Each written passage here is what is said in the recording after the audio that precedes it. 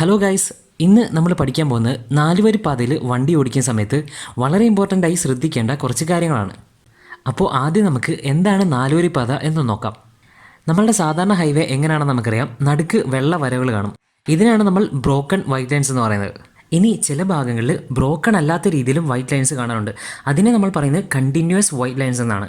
അപ്പോൾ continuous white ലൈൻസിൻ്റെ പ്രത്യേകത എന്താണ്? അതിൻ്റെ പ്രത്യേകത എന്താണെന്ന് വെച്ചാൽ രണ്ട് ഡയറക്ഷനിൽ നിന്ന് വരുന്ന വണ്ടികൾ ആ വൈറ്റ് ലൈൻ ക്രോസ് ചെയ്യാൻ പാടില്ല എന്നുള്ളതാണ്. അതായത് ഓവർടേക്കിങ്ങും പാടില്ല, അതുമാത്രമല്ല യു ടേൺ എടുക്കാനും പാടില്ല. അപ്പോൾ ഇതാണ് കണ്ടിന്യൂസ് വൈറ്റ് ലൈനും പിന്നെ ബ്രോക്കൺ വൈറ്റ് ലൈനും തമ്മിലുള്ള ഡിഫറൻസ് എന്ന് പറയുന്നത്. അപ്പോൾ ഇനി ഞാൻ ഈ കണ്ടിന്യൂസ് വൈറ്റ് ലൈൻ മാറ്റിയിട്ട് ഇവിടെ ഒരു ഡിവൈഡർ വരയ്ക്കുകയാണ്. എന്നിട്ട് ബ്രോക്കൺ വൈറ്റ് ലൈൻസ് രണ്ട് സ്ഥലത്തും വരയ്ക്കുകയാണ്. അപ്പോൾ ഇത് നാലുവരി പാതയായി, അല്ലെങ്കിൽ 4 ലൈൻ ഹൈവേ എന്ന് നമുക്ക് പറയാം. കാരണം എന്താ, ഒരേ സമയം 4 വരിയിൽ 4 വണ്ടികളെ അക്കോമഡേറ്റ് ചെയ്യാൻ പറ്റും. അപ്പോൾ ഒരു 4 വരി പാതയിൽ വണ്ടി ഓടിക്കുന്ന സമയത്ത് ഏറ്റവും ആദ്യം നമ്മൾ അറിയേണ്ട ഒരു കാര്യം എന്താണെന്ന് വെച്ചാൽ, നമ്മൾ ഫാസ്റ്റായിട്ട് വണ്ടി ഓടിക്കുന്ന ഒരാളാണെങ്കിൽ വലത്തെ സൈഡ് കീപ്പ് ചെയ്ത് പോവുക. സ്ലോ ആയിട്ട് വണ്ടി ഓടിക്കുന്ന ഒരാളാണെങ്കിൽ, അതായത് 60-നൊക്കെ താഴെ വണ്ടി ഓടിക്കുന്ന ഒരാളാണെങ്കിൽ ഇടത്തെ സൈഡ് കീപ്പ് ചെയ്ത് ഓടിക്കുക. ഇതാണ് 4 വരി പാതയുടെ ഏറ്റവും വലിയ ഗോൾഡൻ റൂൾ എന്ന് പറയുന്നത്. ഇത് ശരിക്കും നമ്മുടെ രാജ്യത്ത് മണ്ടേറ്ററി ആയിട്ടുള്ള റൂളൊന്നുമല്ല, പക്ഷേ എന്നാൽ പോലും എല്ലാവർക്കും ഡ്രൈവിംഗ് അനായാസമാക്കാൻ വേണ്ടി നമുക്ക് ഈ റൂള് ഫോളോ ചെയ്യാം. ഇനി എന്തുകൊണ്ടാണ് ഇങ്ങനെ ഒരു റൂൾ വന്നിരിക്കുന്നത് നമുക്ക് നോക്കാം. ഞാനിപ്പോൾ ഏകദേശം 50 km/h വണ്ടി ഓടിച്ചുകൊണ്ടിരിക്കുന്നത്. നിങ്ങൾക്ക് എൻ്റെ വലത്തെ സൈഡിൽ കാണാം, എന്നേക്കാൾ വേഗത്തിൽ വരുന്ന വണ്ടികളെല്ലാം വളരെ അനായാസം എന്നെ ഓവർടേക്ക് ചെയ്ത് പോകുന്നത് നിങ്ങൾക്ക് കാണാൻ പറ്റും. ഇതാണ് 4 വരി പാതയുടെ മനോഹാരിത എന്ന് പറയുന്നത്. അതായത് സ്പീഡിൽ പോകേണ്ടവർക്ക് സ്പീഡിൽ തന്നെ പോകാനും സ്ലോയിൽ പോകേണ്ടവർക്ക് സ്ലോയിൽ തന്നെ പോകാനും 4 വരി പാത നമ്മളെ അനുവദിക്കുന്നുള്ളതാണ്. അതുമാത്രമല്ല ഇരു കൂട്ടർക്കും 2 പേരെയും കൊണ്ട് ബുദ്ധിമുട്ടുകളും ഇല്ല എന്നുള്ളതാണ്. അപ്പോൾ പൊതുവെ സ്ലോ ആയിട്ട് പോകുന്ന ഒരാൾ വലത്തെ സൈഡിൽ സ്ലോ ആയിട്ട് പോയി കഴിഞ്ഞാൽ എന്താണ് സംഭവിക്കുക? ഞാനിപ്പോൾ വലത്തെ സൈഡിലേക്ക് കയറാൻ പോവാണ്. അവിടെ ഞാൻ സ്ലോ ആയിട്ട് വണ്ടി ഓടിക്കാൻ പോവാണ്.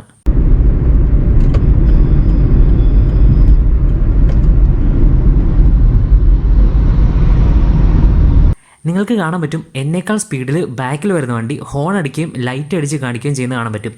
ഇതിൻ്റെ അർത്ഥം എന്താണെന്ന് വെച്ചാൽ, വലത്തെ സൈഡിൽ കയറി കഴിഞ്ഞാൽ ഒന്നെങ്കിൽ ഞാൻ സ്പീഡിൽ തന്നെ വണ്ടി ഓടിക്കുക, അല്ലെങ്കിൽ ഞാൻ തിരിച്ച് ഇടത്തെ സൈഡിലേക്ക് തന്നെ പോവുക. ഇതിൽ രണ്ടിലും എന്തെങ്കിലും ഒന്ന് ചെയ്യാൻ വേണ്ടിയാണ് ബാക്കിലത്തെ ഡ്രൈവർ എനിക്ക് സിഗ്നൽ തന്നിരിക്കുന്നത്.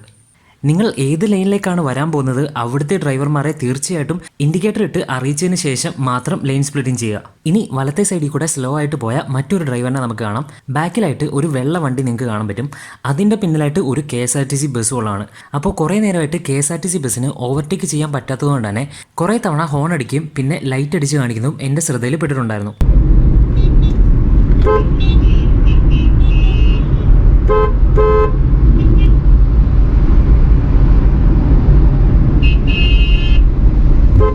തുടർന്നും വെള്ള ഇറ്റിയോസ് വണ്ടി സ്ലോ ആയിട്ട് റൈറ്റ് സൈഡിലൂടെ പോയിട്ട് ഏറ്റവും ഒടുക്കം KSRTC ബസ് ഇടത്തെ സൈഡിലൂടെ ഓവർടേക്ക് ചെയ്യാൻ ശ്രമിക്കുന്നത് നമുക്ക് കാണാൻ പറ്റും.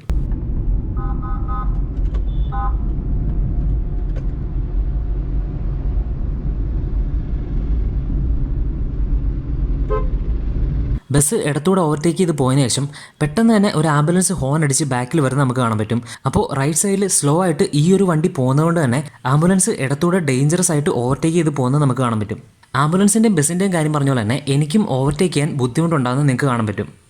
അപ്പോൾ ഇങ്ങനെയുള്ള കുറേ ബുദ്ധിമുട്ടുകളാണ് റൈറ്റ് സൈഡിൽ സ്ലോ ആയിട്ട് പോയി കഴിഞ്ഞാൽ ഉണ്ടാകാൻ പോകുന്നത്. 4 വരി പാതയിൽ നമ്മൾ വണ്ടി ഓടിക്കുന്ന സമയത്ത്, പ്രത്യേകിച്ച് കാർ ഓടിക്കുന്ന സമയത്ത് അറിഞ്ഞിരിക്കേണ്ട മറ്റൊരു കാര്യമാണ് റോഡിൻ്റെ സെൻറ്ററിലൂടെ വണ്ടി ഓടിക്കാതിരിക്കുക. അപ്പോൾ ഇനി സെൻറ്ററിലൂടെ വണ്ടി ഓടിക്കുമ്പോൾ എന്തൊക്കെ ബുദ്ധിമുട്ടുകളാണുള്ളത് എന്ന് നമുക്ക് നോക്കാം. നമ്മുടെ മുന്നിൽ പോകുന്ന റെഡ് ഓൾട്ടോ നിങ്ങൾക്ക് കാണാൻ പറ്റും. ഞാൻ വലത്തെ സൈഡിൽ കൂടെയാണ് പോകുന്നത്, അതായത് ഫാസ്റ്റ് ആയിട്ടാണ് പോയിക്കൊണ്ടിരിക്കുന്നത്. അപ്പോൾ ഓൾട്ടോയുടെ തൊട്ട് ബാക്കിൽ വരുമ്പോൾ എനിക്ക് മുന്നിലേക്ക് പോകാൻ കുറച്ച് പ്രയാസം ഉണ്ടാക്കുന്നത് നിങ്ങൾക്ക് കാണാൻ പറ്റും. ഈ ഒരു സിറ്റുവേഷനിൽ പലരും എക്സ്പീരിയൻസ് ചെയ്ത ഒരു കാര്യമായിരിക്കും. അതെന്താണെന്ന് വെച്ചാൽ, ഞാനിപ്പോൾ സ്ലോ ഡൗൺ ചെയ്ത് ഹോൺ അടിച്ച പോലെ പല ആൾക്കാരും അങ്ങനെ ചെയ്യാറില്ലെന്നുള്ളതാണ്.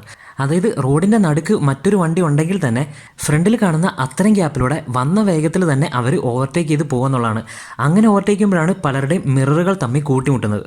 അപ്പോൾ 4 വരി പാതയിൽ നടുക്കൂടെ വണ്ടി ഓടിക്കുകയാണെങ്കിൽ ഇടത്തെ സൈഡിലും വലത്തെ സൈഡിലും വരുന്നവർക്കും അത് ബുദ്ധിമുട്ടാണ്. ഈ വീഡിയോയിൽ മെയിനായിട്ട് പറയുന്ന പോയിൻറ്റ്സിൻ്റെ ഇടയ്ക്ക് ചെറിയ 2 പോയിൻറ്റ്സ് കൂടി ഞാൻ പറയുകയാണ്. നമ്മൾ ഒരു കാരണവശാലും വലിയ വണ്ടികൾ, അതായത് ബസ്, ട്രക്ക് അങ്ങനെയുള്ള വണ്ടികളുടെ മുന്നിലേക്ക് സഡൻലി നമ്മൾ വണ്ടി തിരിക്കാൻ പാടില്ല, ഇൻഡിക്കേറ്റേഴ്സ് ഇട്ടിട്ടാണെങ്കിൽ തന്നെ. കാരണം അങ്ങനെ ഒരാൾ പെട്ടെന്ന് മുന്നിൽ കയറുന്ന സമയത്ത് വലിയ വണ്ടികളായതുകൊണ്ട് തന്നെ പെട്ടെന്ന് ബ്രേക്ക് ചെയ്ത് സ്ലോ ഡൗൺ ചെയ്യാൻ പറ്റുന്നതല്ല. ഇനി രണ്ടാമത്തെ ഒരു ചെറിയ പോയിന്റ് കൂടി ഞാൻ പറയുകയാണ്. അതെന്താണെന്ന് വെച്ചാൽ വണ്ടി ഓടിക്കൊണ്ടിരിക്കുന്ന സമയത്ത് സഡൻ ബ്രേക്ക് ഇട്ട് നമ്മൾ വണ്ടി നിർത്താൻ പാടില്ല. കാരണം എന്താ, നമ്മുടെ ബാക്കിൽ വേറെ വണ്ടികളുണ്ട്. അപ്പോൾ അതെല്ലാം കൂടി ഒരു ചെയിൻ റിയാക്ഷൻ പോലെ പുറകിന് വന്ന് ഇടിക്കാനുള്ള സാധ്യതയുണ്ട്. ഈ രണ്ട് പോയിന്റ്സിനെ പറ്റി ഞാൻ കൂടുതലൊന്നും പറയുന്നില്ല, കാരണം ഇത് ഓൾറെഡി എല്ലാവർക്കും അറിയാവുന്ന ഒരു കാര്യമാണ്. അതുമാത്രമല്ല, രണ്ടുവരി പാതയിൽ മാത്രമല്ല എല്ലാ റോഡിലും നമുക്കിത് അപ്ലൈ ചെയ്യാൻ പറ്റുന്ന ഒരു കാര്യമാണ്. പക്ഷേ തീർച്ചയായിട്ടും ഇതൊന്ന് ഓർത്ത് വെക്കുക, കാരണം ഈ വീഡിയോയുടെ അവസാനം നമുക്കിത് ആവശ്യമുള്ളതാണ്. നാലുവരി പാതയിൽ വണ്ടി ഓടിക്കുന്ന സമയത്ത് ഏറ്റവും അവസാനത്തെയും ഒരുപക്ഷെ ഏറ്റവും ഇമ്പോർട്ടൻ്റ് ആയിട്ടുള്ള ഒരു കാര്യം എന്താണെന്ന് വെച്ചാൽ വലത്തെ സൈഡിനോട് അധികം ചേർത്ത് ഓടിക്കരുതെന്നുള്ളതാണ്. അതായത് വലത്തെ സൈഡിലെ ഡിവൈഡറിനോട് ചേർത്ത് ഒരു കാരണവശാലും വണ്ടി ഓടിക്കരുതെന്നുള്ളത്. രണ്ടുവരി പാതയിൽ നമ്മൾ പലപ്പോഴും പലയിടത്തായിട്ടും കാണാറുള്ളൊരു കാര്യമുണ്ട്. അതെന്താണെന്ന് വെച്ചാൽ റൈറ്റ് സൈഡിലേക്കുള്ള വിസിബിലിറ്റി കംപ്ലീറ്റ് ആയിട്ട് ബ്ലോക്ക് ചെയ്യുന്ന ഈ ടൈപ്പിലുള്ള ബുഷുകൾ നമ്മൾ കാണാറുണ്ട്. അതുമാത്രമല്ല, ബുഷിന് പകരം ബാരിക്കേഡ്സും പല സ്ഥലത്ത് ഉള്ളതായിട്ട് നമുക്കറിയാം. അപ്പോൾ റൈറ്റ് സൈഡിലൂടെ നമ്മൾ വണ്ടി ഓടിക്കുമ്പോൾ ഓൾറെഡി വളരെ ഫാസ്റ്റാണ്. അതിൻ്റെ കൂടെ ഡിവൈഡറിനോട് ചേർത്താണ് ഓടിക്കുന്നതെങ്കിൽ ആരാണ് എപ്പോഴാണ് ഇതിനുള്ളിലൂടെ ക്രോസ് ചെയ്ത് റോഡിലേക്ക് ഇറങ്ങാൻ പോകുന്നത് എന്ന് നമുക്ക് ഒരിക്കലും പറയാൻ പറ്റില്ല. അപ്പോൾ ആ വലിയ ബുഷിൻ്റെ ഇടയ്ക്കൊന്ന് ആരെങ്കിലും പെട്ടെന്ന് റോഡിലേക്ക് വണ്ടി നോക്കാതെ എടുത്ത് ചാടിക്കഴിഞ്ഞാൽ പെട്ടെന്ന് തന്നെ അവർക്ക് തിരിച്ച് കയറാനുള്ളൊരു ഗ്യാപ്പ് നമുക്ക് കൊടുക്കണം. അപ്പോൾ അതുകൊണ്ടാണ് റൈറ്റ് സൈഡിൽ ഡിവൈഡറിനോട് ചേർത്ത് ഒരു കാരണവശാലും വണ്ടി ഓടിക്കരുത് എന്ന് ഞാൻ പറയുന്നത്. ഇനി മറ്റൊരു ഉദാഹരണം കൂടി ഞാൻ കാണിച്ചു തരാം. അതെന്താണെന്ന് വെച്ചാൽ പലപ്പോഴും യൂ-ടേൺ എടുക്കാൻ വേണ്ടി വണ്ടികൾ തിരിയുന്നത് നമുക്കറിയാം.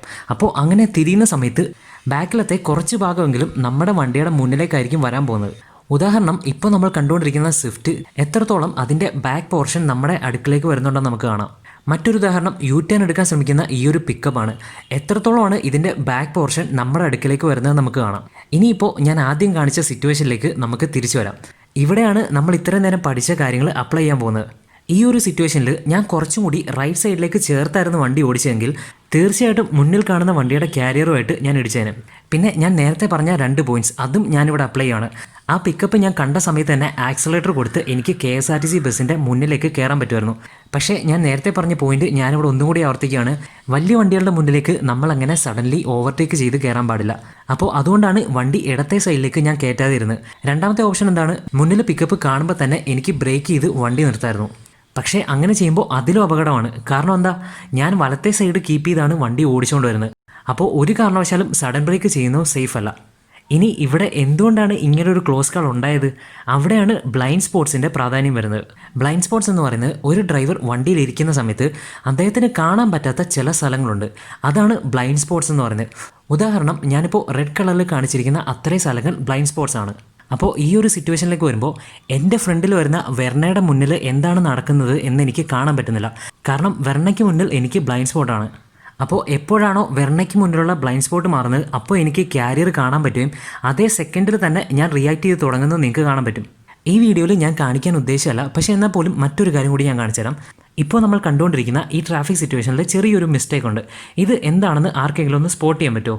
ഇവിടെ വെച്ച് വീഡിയോ ഒന്ന് പോസ് ചെയ്യുക, എന്നിട്ട് നിങ്ങൾക്ക് എന്ത് മിസ്റ്റേക്കാണ് തോന്നുന്നത് എന്ന് താഴെ കമൻറ്റ് ചെയ്യുക, എന്നിട്ട് വന്ന് വീഡിയോ പ്ലേ ചെയ്യുക.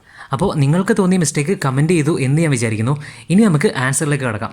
ഈ കാണുന്ന ഫോട്ടോ ഞാൻ നേരത്തെയും കാണിച്ചിട്ടുണ്ടായിരുന്നു. ശ്രദ്ധിച്ചവർക്കറിയാം, വലിയ വണ്ടികൾ അതായത് ട്രക്കിനും ബസ്സിനും ഒക്കെ 4 ബ്ലൈൻഡ് സ്പോട്ട്സ് ആണ് വരുന്നത്, ഫ്രണ്ടും ബാക്കും പിന്നെ 2 സൈഡിലും. അപ്പോൾ ഇപ്പം നമുക്ക് മനസ്സിലായി ഇവിടുത്തെ മിസ്റ്റേക്ക് എന്താണെന്ന്. വാഗണാർ പാർക്ക് ചെയ്തിരിക്കുന്നത് ട്രക്കിൻ്റെ ബ്ലൈൻഡ് സ്പോട്ടിലാണ്. അപ്പോൾ ഇങ്ങനെ പാർക്ക് ചെയ്യുന്നതിനുള്ള പ്രശ്നങ്ങളും പിന്നെ ട്രാഫിക് കണ്ടീഷൻസിൽ നമുക്ക് ഇങ്ങനെ ഒരു പ്രശ്നം വരാതെ ഇരിക്കാൻ വേണ്ടിയും ഒരുപാട് ടിപ്സും കാര്യങ്ങളും ഞാൻ അടുത്ത വീഡിയോയിലൊക്കെ ആയിട്ട് പറയുന്നുണ്ട്. അപ്പോൾ ഇങ്ങനെയുള്ള വീഡിയോസ് നിങ്ങൾക്ക് ഇഷ്ടപ്പെടുവാണെങ്കിൽ തീർച്ചയായിട്ടും അതെന്നെ അറിയിക്കുക. അതിനുവേണ്ടി വീഡിയോ ലൈക്ക് ചെയ്യുക. പിന്നെ നിങ്ങൾക്ക് ചാനൽ ഇഷ്ടപ്പെടുവാണെങ്കിൽ തീർച്ചയായിട്ടും സബ്സ്ക്രൈബും ചെയ്യുക. അപ്പോൾ ഗൈസ്, എൻ്റെ ഇൻസ്റ്റാഗ്രാമിൻ്റെ ലിങ്ക് ഞാൻ താഴെ കൊടുക്കുന്നതാണ്. നിങ്ങൾക്ക് അതിലും എന്നെ ഫോളോ ചെയ്യാൻ പറ്റുന്നതാണ്. അപ്പോൾ ഞാൻ എപ്പോഴും പറയുന്ന പോലെ ഡ്രൈവ് സേഫ്, ടേക്ക് കെയർ.